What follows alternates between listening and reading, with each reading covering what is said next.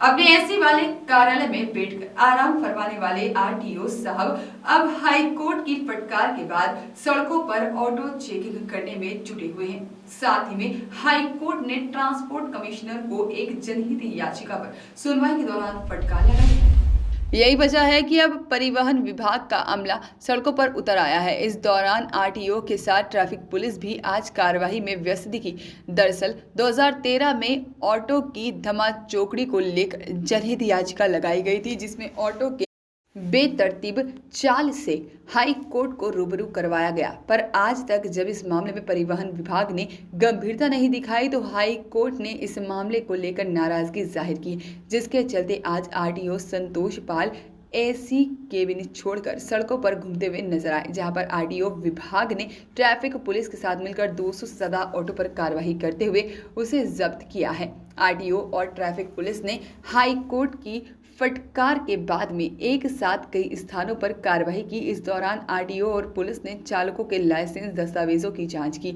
RTO संतोष पाल भी मान रहे थे कि ऑटो के कारण शहर की यातायात व्यवस्था खराब हो रही थी, जिसमें कि हाई कोर्ट ने नाराजगी दिखाई थी। इसलिए अब जब तक कि शहर की ऑटो व्यवस्था ठीक नहीं हो जाती तब तक आरटीओ का अमला सड़क पर रहेगा। अधिवक्ता सतीश वर्मा ने 2013 में जबलपुर सहित पूरे प्रदेश में ऑटो की धमाचौकड़ी को लेकर जनहित याचिका लगाई थी। 8 साल बाद भी ऑटो के चलते हालात जस के तस बने हुए हैं और यही वजह थी कि हाई कोर्ट के चीफ जस्टिस रवि मलिमत और जस्टिस विशाल भगत की कोर्ट में सुनवाई हुई है। सुनवाई के दौरान हाई कोर्ट ने ट्रांसपोर्ट कमिश्नर को फटकार लगाते हुए पूछा कि आखिर क्यों 8 साल बाद भी ऑटो की समस्याओं के लिए रुक नहीं रही हैं। जी बताएं सर।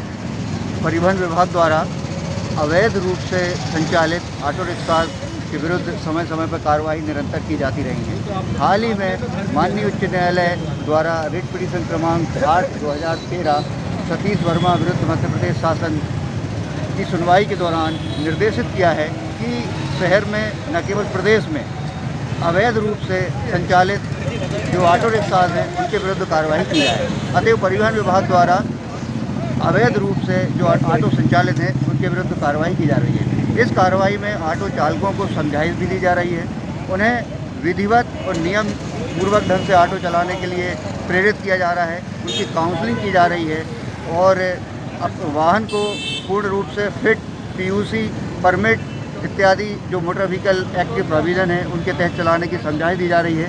साथ ही आपराधिक गतिविधियों एवं नशे की प्रवृत्तियों से भी उन्हें दूर रखने के लिए समझाइश दी जा रही है। इसी कार्रवाई के दौरान जो नितांत रूप से अवैध रूप से संचालित हैं 30 ऑटो रिक्शा को जब्त भी किया जा रहा है और उन्हें व्यवस्थित ढंग से समन शुल्क लेकर वैधानिक कार्रवाई की जाएगी और ये कार्रवाई निरंतर जारी रहेगी जब तक कि ऑटो रिक्शाज हैं इनका संचालन व्यवस्थित रूप से न होने लगे, ऑटो चालक सभी नियमों का पालन न करने लगे। सर आज कितने करीब हैं अगर देखा जाए आपके शहर में लगभग बगैर परमिट के जो घूम रहे हैं ऑटो कितने करीब होंगे लगभग? अभी अब संख्यात्मक रूप से आंकड़ा तो नहीं ज्ञात नहीं है।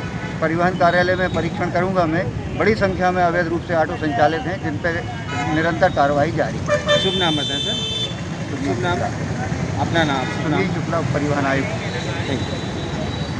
देखिए, जैसा कि आपको मालूम है कि एक PIL माननीय उच्च न्यायालय में 2013 से चल रही है, जिस पर लगातार परिवहन विभाग द्वारा कार्रवाई की जा रही है, लेकिन इन कार्रवाइयों के बावजूद भी ऑटो रिक्शा पर हाई कोर्ट की मंशा के अनुरूप प्रभावी नियंत्रण न हो पाने की दशा में कल हुई सुनवाई में माननीय उच्च न्यायालय ने गंभीर नाराज़गी व्यक्त की है, जिस पर हमारे परिवहन आयुक्त महोदय ने तत्काल संज्ञान लेते हुए पूरे प्रदेश के पैमाने पर एक बृहद अभियान चलाए जाने का निर्देश दिया है।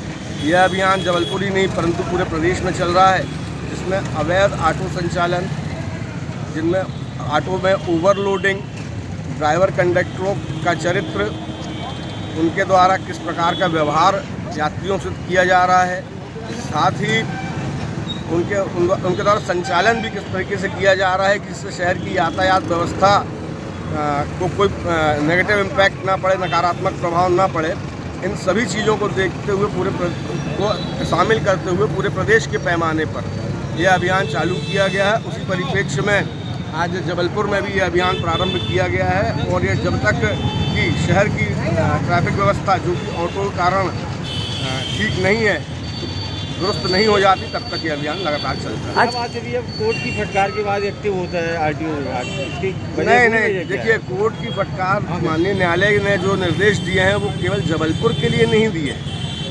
स्पष्ट तौर पर माननीय न्यायालय ने कहा है कि it is not only the matter of the Jabalpur, it is concern with whole of the state. तो जबलपुर में तो जैसा आप लोगों को पहले से ही मालूम है कि लगातार कार्रवाइयाँ जबलपुर के पैमाने पर की जाती रही हैं, लेकिन अन्य जिलों में चूँकि इतना नहीं था और माननीय न्यायालय द्वारा यह था कि पूरे प्रदेश के लेवल पर कार्रवाई की जाए, इसलिए आज एक विशेष अभियान के तौर पर पूरे प्रदेश में यह कार्रवाई की जाए। जबलपुर में करीब कितने अगर देखा जाए तो ऑटो होंगे? जबलपुर में पंजीकृत ऑटो की संख्या तकरीबन 9000 के आसपास है। 9000 में से तकरीबन 5800 ऑटो के परमिट हैं और शेष ऑटो बिना परमिट आदि के चल रहे हैं। उन्हीं पर यह कार्रवाई माननीय उच्च न्यायालय के निर्देश पर की जाए। वॉइस ऑफ राइट्स के लिए जबलपुर से आशीष वात्रे की रिपोर्ट।